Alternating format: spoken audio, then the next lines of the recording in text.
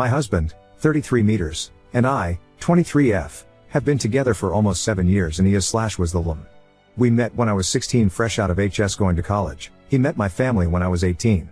I was a virgin and we couldn't be intimate without getting married. We're Muslim BTW. He proposed when I was 20 and we got married when I was 22 right after graduating from grad school. I never wanted to be a stay-at-home mom or wife before we even began to date. He was aware of my expectations.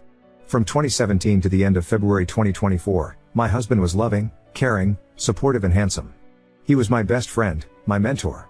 He is an engineer and I work in finance. We, mostly him, built a house from the ground together. We have a garden where we don't have to buy fruits and veggies. I was his princess. On November 2023, I saw my face was getting swollen and my belly became longer than usual. I didn't really pay attention because I was blooded. 6 days later, I ended up at the hospital BC. I wasn't feeling normal. The doctor told me that I was pregnant. Husband was so happy. I didn't know how to feel about it, but I was happy just because he was. He took great care of me. He went over and beyond to make sure that I was happy, especially when he found out that I was carrying a pair of babies, and I was grateful for that. This relationship was not perfect, but we always find a solution or a way to make things work between us until February 2024. Out of nowhere, my husband started to give me ultimatum to choose between my career or my family, and he also started commenting and complaining about my look, the length of my belly. He has spent an entire week making nasty comments about my body. He kept saying how my belly occupied more than half of the bed, and after delivering the baby my next stop should be at the gym instead of home because I looked funny. Those comments hurt me still now, and he could see the pain in my eyes. He didn't want to go work or outside. He told the way I looked will made him look bad. He got mad for the simplest things/cause. He yelled at me. He husband that I knew for the past 7 years was a completely different one. He made me cry every day for the last 2 months straight, but I was still holding because I thought it was a phase and everything will be okay, and I refused to believe it until a week before my due date. He told me that in order for him to sign the birth certificate a DNA test is required. Innocent looking girls are always the biggest whore. Proceeded to tell me, who knows, you might have one of those work husband.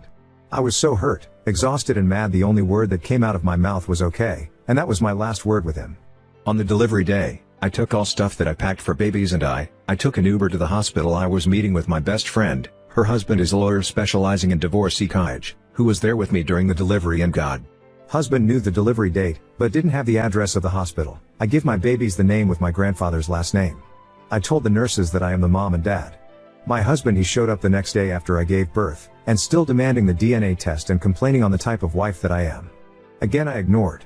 I went home with my babies. I was exhausted. BC, he didn't help me with them at all, to a point that I moved to my best friend's house just she helped me with them. He called all his family members saying that I am cheating on him and the twin aren't his. They are calling me every single day, calling me names. I am tired, depressed and fed up. I contacted my husband and told him that I agree to do the DNA test, but expect a divorce soon and I am not going to change the name. We did, and he was the father. All his family were calling to apologies and wanted to meet the babies, including the dad, and begging me to come back. I said no, and that was my final decision. All his family again texting me and threatened me for not letting them see the kids and divorcing their boy. Ada? Edit. Sorry for the long text, typos and any confusion. I haven't say anything about my family because I'm an orphan. My mom and dad died in a car accident when I was 8, and I was living with my grandparents until 2020 on COVID.